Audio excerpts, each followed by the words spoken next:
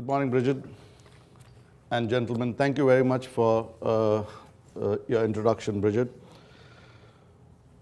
Well, my topic today is quite new in terms of understanding. So if there are some obvious questions in mind from traditional management ideas, because I would imagine most of us here would be business owners or at higher management levels and would have well and truly understood the concept of customer first.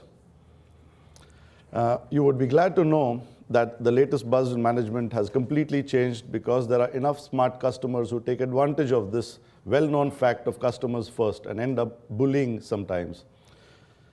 So I put this paper together hopefully to have a little bit of an understanding that the tide has changed.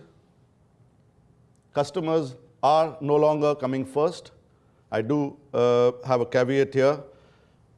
In later part of my presentation, it will be very clear that eventually this concept of employees first and customers second, in effect, does benefit the customer in a much, much larger perspective than the old well-known concept of customer first or customer is king or any other such phrases which we all know. So getting on with it, I start with some questions that we have in mind, which hope they are answered as yes. If they are no, then I would say that you all are probably wasting 20 minutes going forward. So obviously, we all know employees do make a difference. There is an inherent value with the employees being motivated and empowered. Now, the question is three, how do we do that? There are some slides following which I have put together, and this is my personal view on this. The topic of the paper has been chosen from a very well-known book written by Vineet Nair, a very successful IT-based company. The book which I have read and the inferences that I draw are directly from the book. You all can pick it up the shelf and read it yourself. It was a bestseller, and Vineet has been a CEO and a practicing leader of this concept of employees first, customers second, and has turned the company around. So I do acknowledge the source of my information and the following slides of being from this book called Employees First, Customers Second. And the first slide actually was the cover page of the book itself. Well, we all know and understand that there is a very high attrition and low traction in our work that we do, as most of it is physical. It does tire us at the end of the day of a highly intense survey for those who intend to do it well, whether it is inspecting hull or cargo or machinery. Now, to give you a bit of an insight into how that works is, if you look at the top of the pyramid and the bottom of the pyramid, you would understand that an individual's effort, being as small as it is right up top on the top of the pyramid, his professional expectations are at the base of the pyramid. So his expectations are very, very vast. They are expecting a lot out of the organization, but the efforts generally come out to be seen as a very small element, and the organization always feels there is a gap between the man's efforts and his expectations. You've only done so much, or you only done a 2-day course and you expect a promotion or things like that pop out. But it is a well-known fact. It is going to stay, and this cannot be changed. It is a well-documented fact, and this pyramid is a testimony of it. It's been out of a management book. I've just put it out for our understanding. Now, big business owners, we all understand growth. We all expect growth. So does 30% annual growth sound nice to everyone? The answer would most likely be yes. It might be a far-fetched expectation, or say, in this recession world, it is a crazy figure to expect. Gentlemen, I would not say it is a crazy figure. It is very much achievable. And if your staff is satisfied, it is very much possible to get it. It might not be in the same region. Your growth might not be in the same geographical area or the service providing ability that one has It has to be diverse, it has to be innovative, and you have to find a reason to fulfill that KPI. If the top of the pyramid, the organization or the employee does not know this, you will probably have not done justice. The company wouldn't have been able to achieve it because of the lack of communication between the management and the employees or the team or the partners. Well, the important and the most important thing is change. The aspect, there are a lot of questions out there, and how do you do it? There are a lot of ways of looking around and seeing it. I think the innovation has to come from internally by the organization in collaboration with the team itself. Well, change is most important factor if your organization wants to do something different, like this concept of employees first, customers second. And the management of change is the most important aspect of it. I'll tell you a little story about this change. I met an old friend of mine after I finished off my schooling and colleging with him. We were benchmates, and we went back a long, long way. After me going out to sea for 14 years, I had completely lost touch with him, and I happened to meet up with him. And invariably, the stupidest thing that always comes on most of our lips when you see somebody after years is, "Oh, look at you, you've changed so much." Well, when we say that, he says the next thing is, "You've changed as well." Well, it's obvious, isn't it? How stupid is it? If you meet somebody after almost a decade, he would have changed. But then why do you always get surprised by that change? Ladies and gentlemen, your organization, when somebody else looks at it after a gap of a few years, will have the same expression of having changed. But if you look at yourself in the mirror every day, you wouldn't be surprised that you're changing a little every day. So that's change management. If you look at your company suddenly when she's not growing at 30% or whatever your growth appetite is, you would suddenly get up and say, "We are not changing." You are in fact changing, whether it's for the good or for the worse. It depends on which way you're going. So managing change is the most important, and the pace of change in that management of change is absolutely important. It is a very, very difficult and a slow process in the organization, and it can only happen with trust between the management and the team. It is a very, very old and tried and tested. You can call your team a team of directors and partners and very senior if you're a high, top-heavy company. But at the end of the day, there's always somebody who's getting more benefit, better shares holding than the others. Everyone understands the importance of keeping people together and offering them some stake in the organization. But implementing that change and making the employees understand that they are a very important part of how the change is driven is the most important aspect. And it can only be done by taking a hard look in the mirror. The change has to be coming from your employees. It cannot come from management. It cannot come from anywhere else. I made a remark at board meeting yesterday that most of our membership is outside the UAE as IIMS. So it has to be coming from there. Every organization, whether it's a non-profit making, membership driven, or it's a team, you call your team stars or partners, directors, whatever it is, it has to be an honest, transparent, and a to and fro dialogue between them that will drive eventually the initiation of change that needs to be done. Talking about modern management, we all understand this very, very, in some way or the other, it's been put down. I love pyramids, so that's why I keep putting these, as you would have imagined. Well, let's focus on the top part of this pyramid, the collaboration part of the coloring. You see the top of the pyramid again comes with actions. So acting is very important. It is the top that comes with a lot of change in mind. When you start an organization, you have a belief that is the bottom of the pyramid. You share, you find and discover people, and that's community building. You get yourself visible, you want to do your marketing, you want to be seen as an organization. And then comes cooperation between others, partnerships, and other companies. But eventually, your growth is only from the top half of the pyramid, that is to act, coordinate, and form a team. If you are looking at doing anything, you only look at these three aspects. How you're going to do it. You've got to coordinate with your staff. You've got to form a team. You've got to motivate them. And most importantly, once you've agreed what you've got to do, you ought to move and do something about it.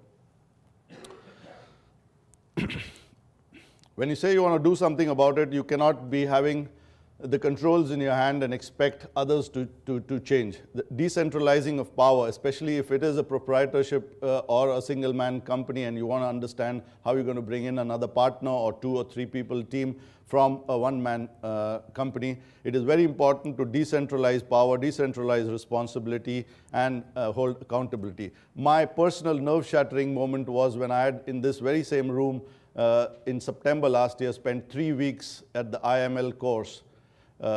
And immediately following that was for the London Shipping Week in London. And it was a revolution for me to have left Dubai for almost a whole month and 4 days. And it was then when I realized that actually the idea of decentralizing power and letting the team get on with it in Dubai, Abu Dhabi, and Fujairah, the 3 offices that are under my direct control, actually works. I was very insecure. I immediately went up and said hello to all my clients whom they had serviced in that 1 month, and all of them said they were very, very happy with the work that they'd done. I suddenly saw myself becoming redundant. Scared the hell out of me.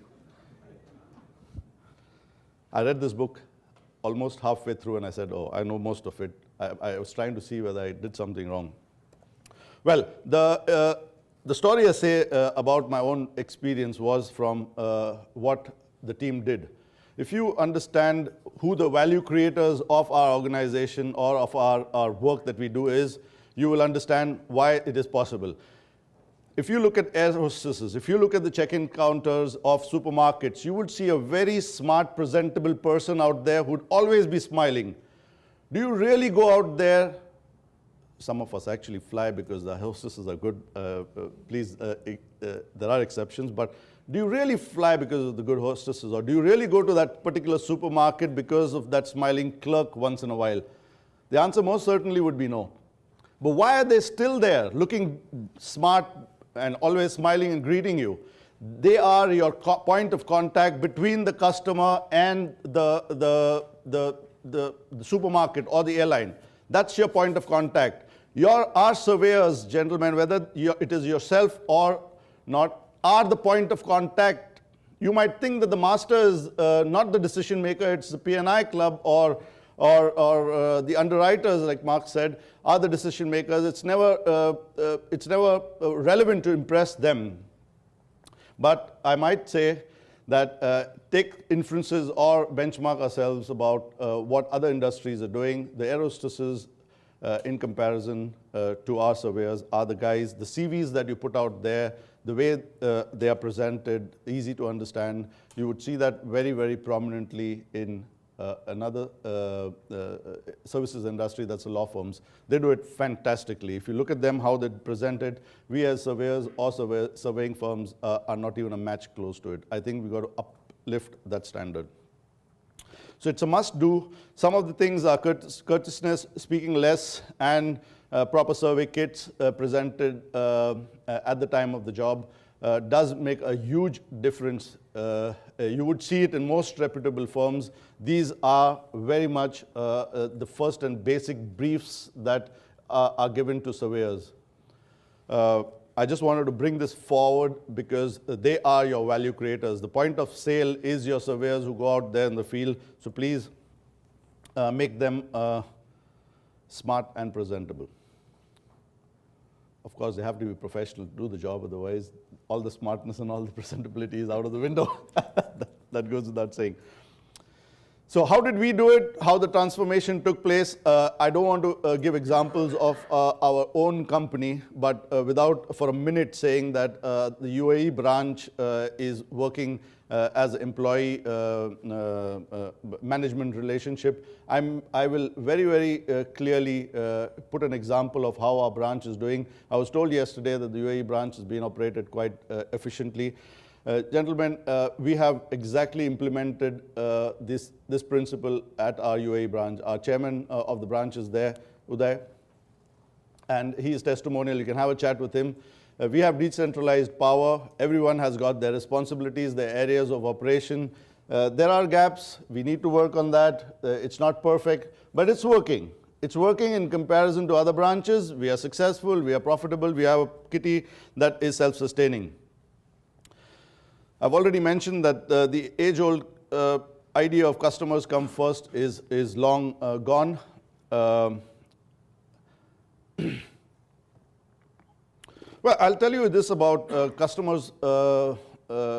Customer is king. If you successfully implement employees first, customers second, I can tell you actually the customer does come first by virtue of that, because the employee understands, or the team member understands, that his job is to put customer first.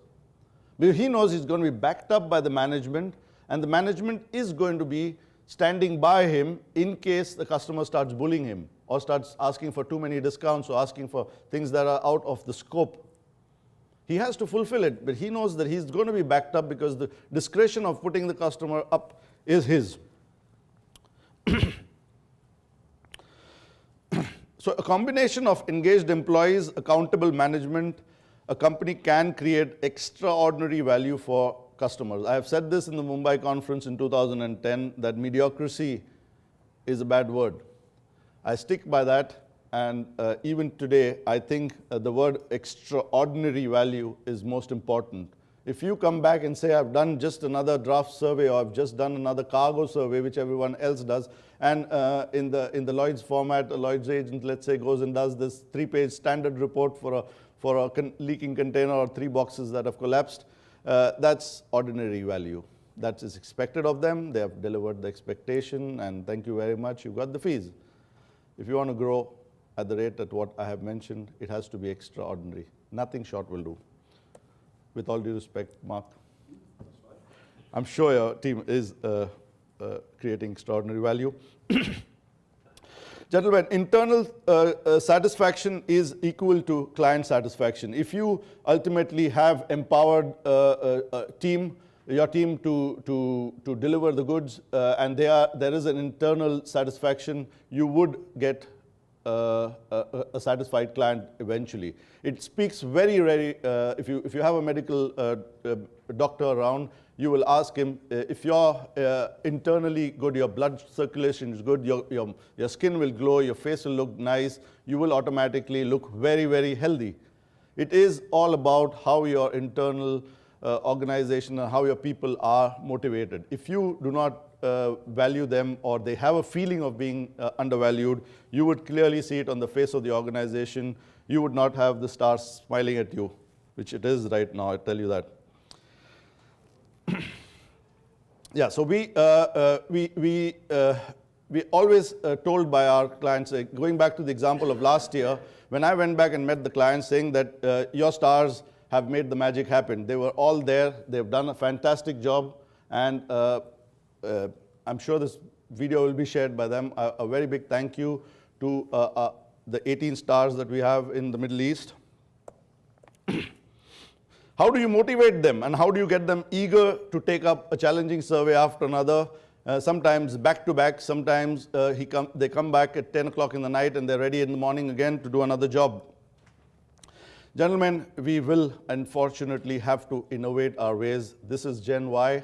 We have to think of, with all due respect to the tradition of surveying and shipping that we always have to uphold, but we have, for our small to medium-sized organizations, have to think of different ways.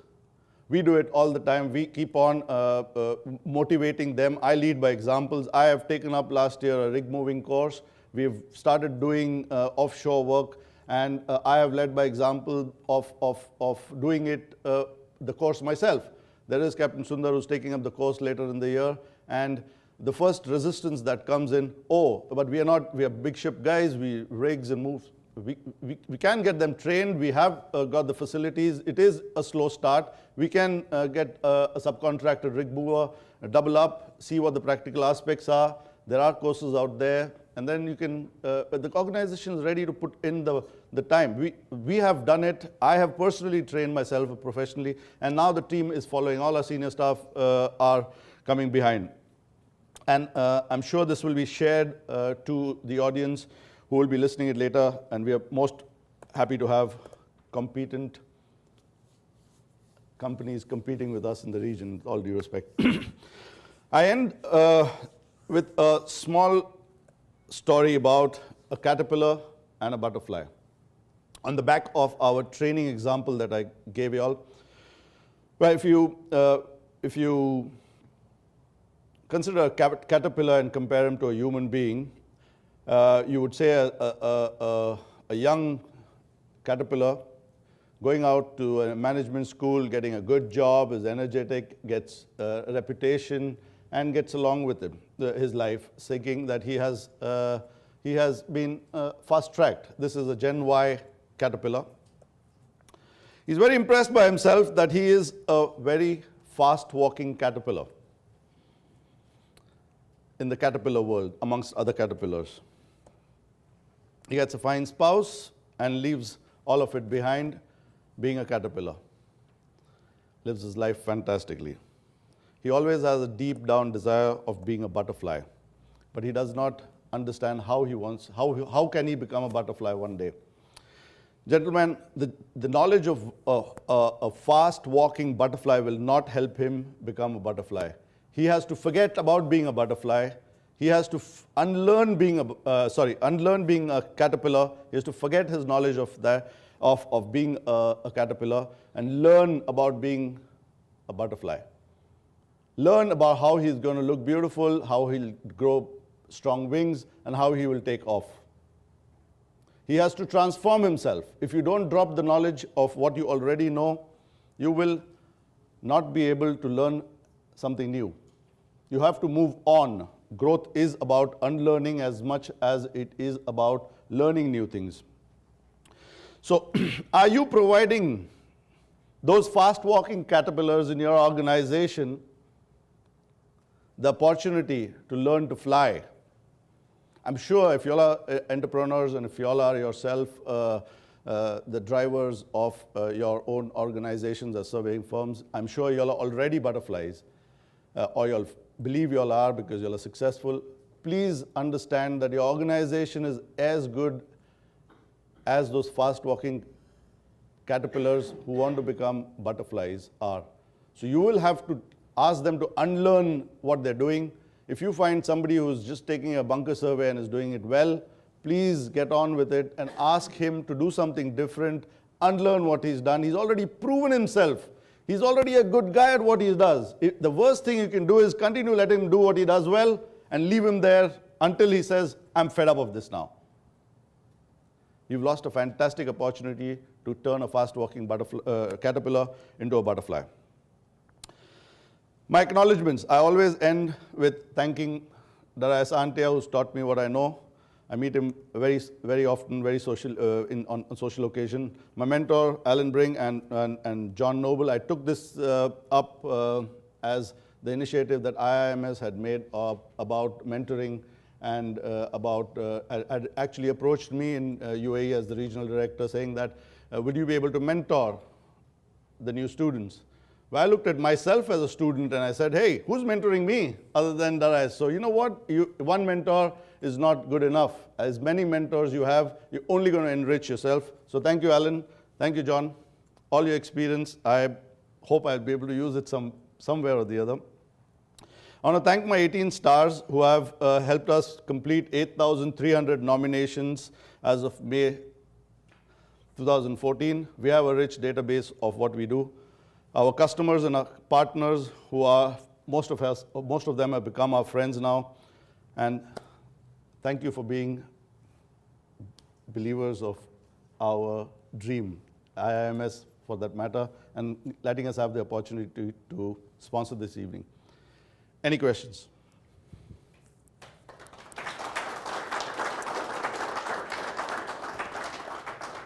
Zarir, that's a pretty good roundup there, and I'm very impressed by what you're saying. I think a lot of it boils down to showing leadership, doesn't it, and team building. And I think that it is a particular issue for the smaller organisation as it grows. And I resonate with what you're saying about how hard it is to let go and trust others to do the work, because you have such a responsibility to your customers. It's, you know, you're not the checkout person at the supermarket, you're not the hostess. It's vital, the sort of work you're doing, and you're trusting it to others. And while you're a little cottage industry, if you don't do it, nobody else will. So of course it gets very hard to let go, and a lot of this is about letting go and trusting your judgment with the people that you have put in place to do the job, whatever it be it answering the phone or going out in the field. So I think it's a great introduction to what is a very complex issue, and one that, you know, you're all going to have to face as your organisations grow. And I think one of the things to bear in mind, and it's always something that I thought about as I've been in management, is that I've worked for a variety of companies of all sorts of different sizes. And you can put your mind back to what you considered was very poor management and learn from it. In fact, you almost learn more from the bad managers than you do from the good managers, although it's a bit hard to distinguish. But you've got to keep that in the back of your mind. What demotivated you? What made you think, oh, that'll do? Because, you know, somebody doing their job well enough isn't enough for us, is it?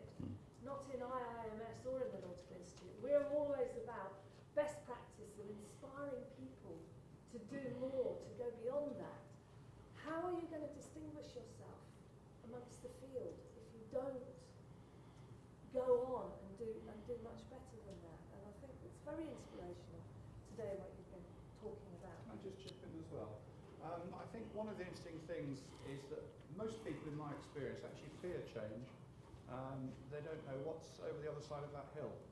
And for a lot of people, that's a very, very concerning thing. I'd like to just ask Zarir whether or not he would agree with me that actually change is, it's a journey. It's not a one-off event. It's something that goes on throughout our lives as we grow and develop. Would you agree with that, Zarir? Absolutely. I think the key words here are comfort zone, because change makes you absolutely uncomfortable. You're very happy to sit and let it happen and keep on doing the same thing again. If you do not change for the better, even if you're in your comfort zone, you're not doing any good to yourself. Because sooner or later, by just being there and expecting that 10% or 5% or just breaking even would eventually actually bring you down. Because others would have moved on, and that would have not looked nice after that. Like the friend you met after I met after a few years, you would have said, you changed so much. So I think a change is about comfort zone. Coming out of it and making yourself uncomfortable is the key. Now, how uncomfortable you want to get is the question. How much you want to change is each one's appetite. But that's about support as well, isn't it? Yes. Giving support within the organisation. Absolutely. That's why I said you have to be motivating your stars. If you motivate them, they would just believe in the change process, and they will support you. Yes. Come to you. Absolutely. It's not sink or swim. No. But I think giving people responsibility, especially junior people, Absolutely. is really valuable. Yes. Please identify yourself for everybody. Amy Ijoma from Nigeria. I must thank you very much for the insight you gave Thank you. in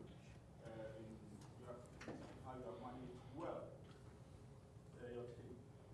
And what I want to emphasize is that the experience you had when you went and left the office for the month plus is actually a litmus test of how well you have managed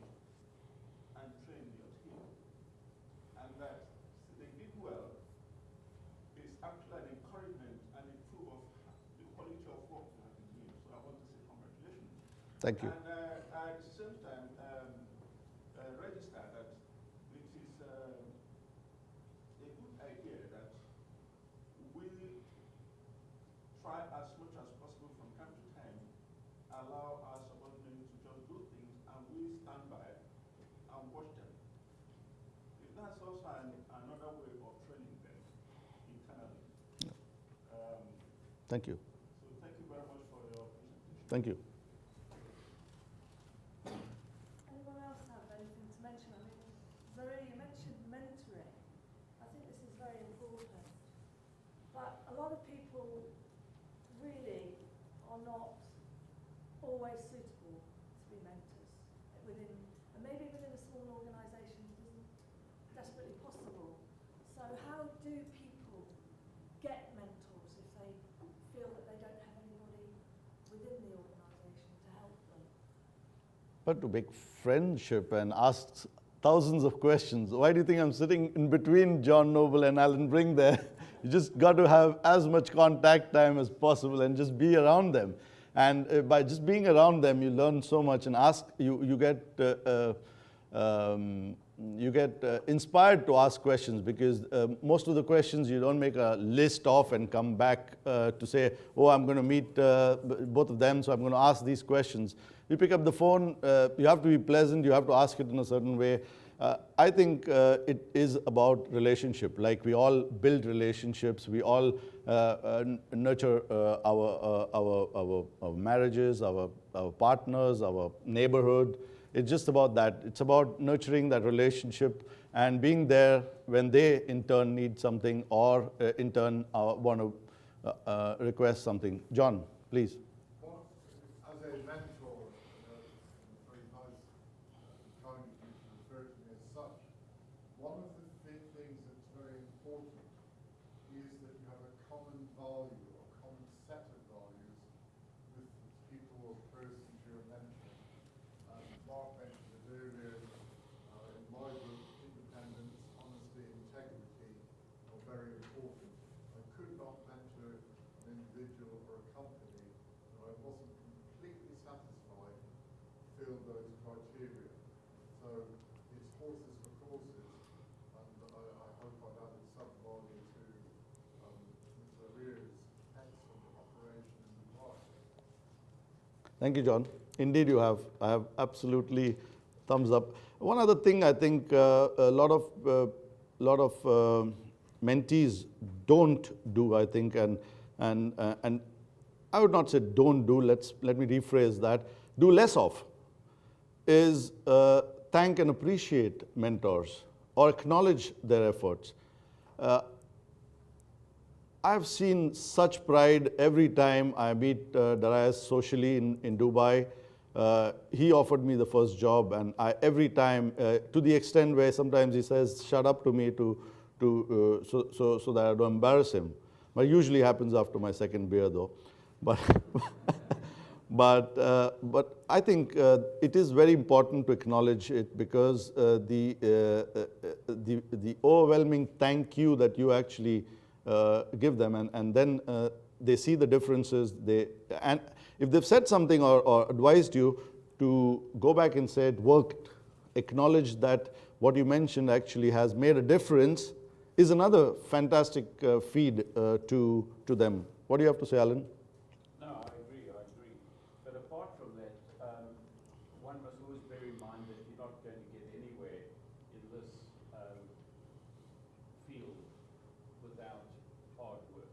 You can gain all the knowledge and, of course, take on board information from your mentors. But one thing in particular is you must strive and continue to work hard in your field. Yeah, thank you. That is where the pyramids come to picture, where at the top of every pyramid there was action. Without acting, and action can't come without hard work. So you have to eventually go out there and implement it. You have to act on the mentoring, and you have to go out there and make it happen, because otherwise you wouldn't get another piece of advice if it was just thrown at you and you just heard it and forgotten it.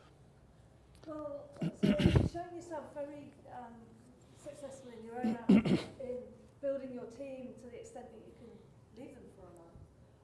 if there's any practical tips on how to achieve this sort of thing because from my side, if you're saying employee first leads to customer actually becomes first, I think we have an awful lot to learn from our team by giving them an avenue to us, because very often, as an organisation grows, they're the ones who have the most contact with your customers. Absolutely. On a day-to-day basis. So, you know, we might do the strategic work in seeing people at a conference like this or some other gathering, but they're actually the ones now back at base who are fielding the calls and the emails, who are actually working to keep the whole thing moving and actually building that growth. Yep.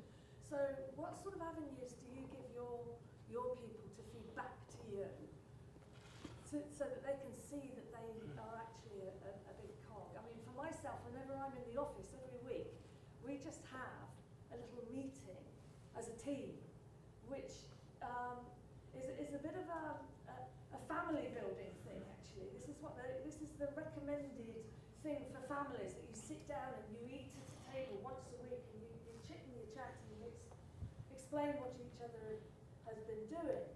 So we sit down, we have coffees, we bring biscuits or cake or something, and I don't speak unless I'm spoken to. It's their meeting. Absolutely. And they can tell me what they're doing. I've got too much on.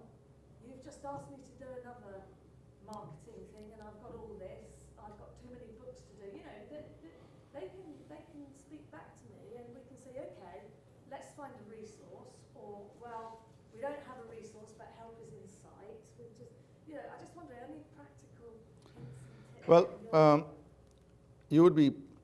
you've actually said everything that we do, and a testimonial of that is on the Constellation Marine video that you will find on the YouTube.